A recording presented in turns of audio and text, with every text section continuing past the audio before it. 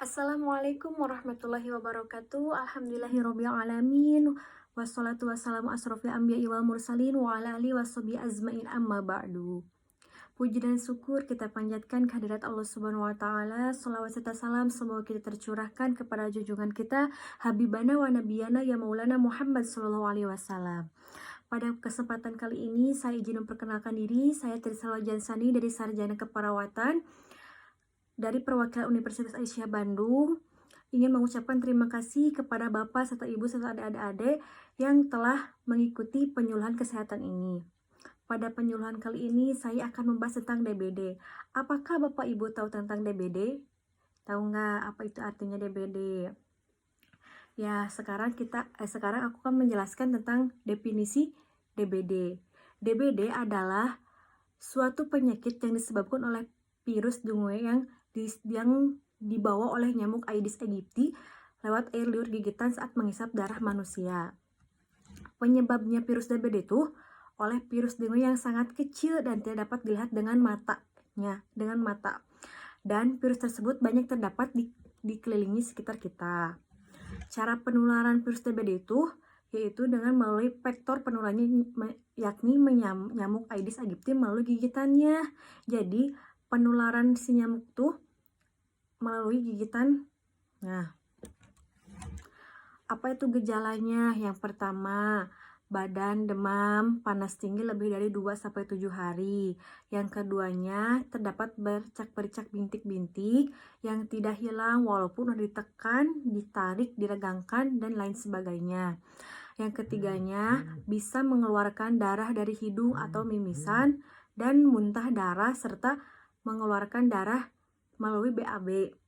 Yang keempatnya, sakit di daerah perut. Dan yang kelimanya, penderita bisa pucat, gelisah, ujung kaki dan ujung tangannya ngerasa dingin.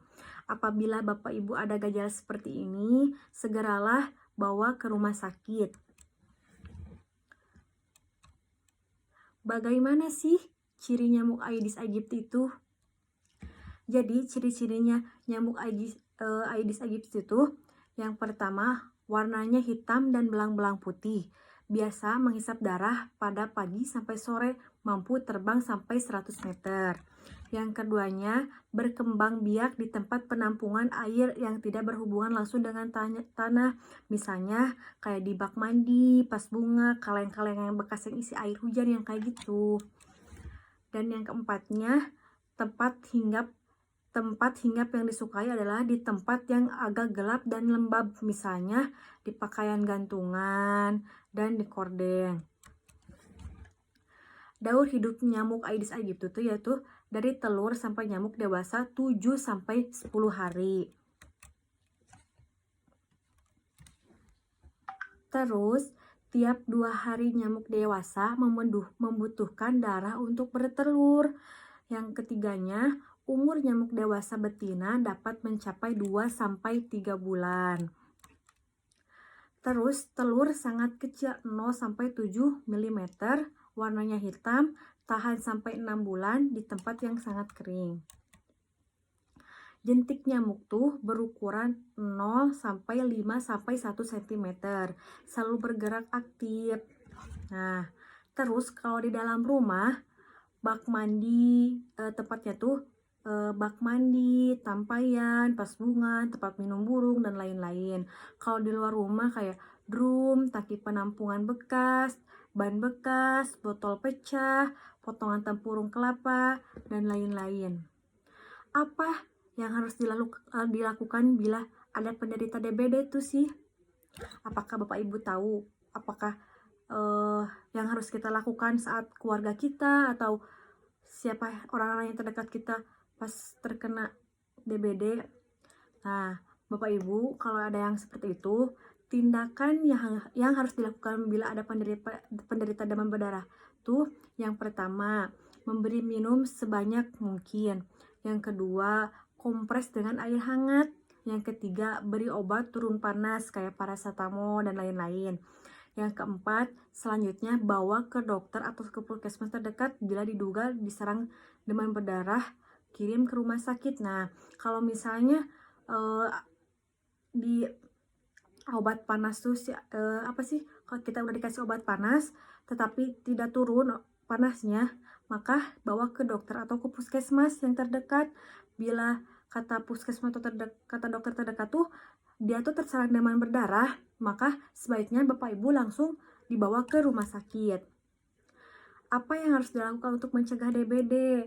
Nah, pencegahannya yaitu dengan memerangi nyamuk yang mengakibatkan penularan. Karena Aedes aegypti itu berkembang biak terutama di tempat-tempat buatan manusia seperti wadah plastik, ban bekas, dan tempat-tempat lain yang menampung air hujan.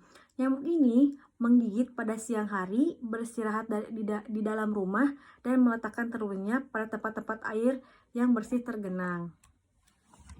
Pencegahan dilakukan dengan langkah 3M. Jadi pencegahan biar enggak DBD itu dilakukan dengan langkah 3M. Yang pertama, menguras bak mandi. Yang kedua, menutup tempat-tempat yang mungkin menjadi tempat berkembang biaknya nyamuk. Yang ketiga, menyingkirkan atau mendaur ulang barang-barang bekas yang dapat menampung air hujan, ya seperti kayak botol bekas, kayak ban bekas yang kayak gitu.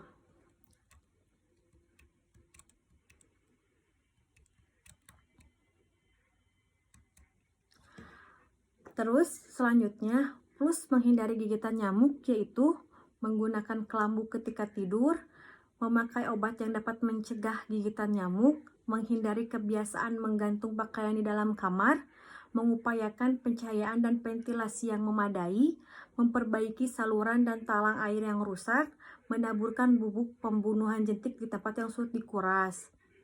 Jadi Bapak Ibu harus hati-hati dari sekarang karena DBD juga bisa menyebabkan kematian. Nah, ada obat yaitu namanya abatesasi, yaitu untuk tempat yang air yang tidak mungkin atau sulit dikuras, 1 gram bubuk abate untuk liter air selama 3 bulan. Jangan tabur di tempat yang memungkinkan untuk diminum. Jadi Bapak Ibu tuh memakai obat abatesasi. Yang ketiganya, melakukan fogging atau pengasapan. Yang pertama, pengasapan bukan langkah terbaik. Cara ini efektif untuk 2-3 hari. Jadi jangan terlalu sering Bapak Ibu untuk melakukan pengasapannya. Yang keduanya, hanya membunuh nyamuk dewasa dengan siklus hidup nyamuk tetap berlangsung. Nah, apakah Bapak Ibu ada pertanyaan tentang DBD? Oke, baik. Bapak Ibu, mohon maaf bila ada pengucapannya kurang jelas atau bila ada yang belum ngerti dengan pengucapannya, yang belum mengerti yang dijelaskan untuk dijelaskan melalui ini penyuluhan ini. Saya di sini masih belajar untuk penyuluhan kali ini. Sekian dari saya. Terima kasih. Assalamualaikum warahmatullahi wabarakatuh.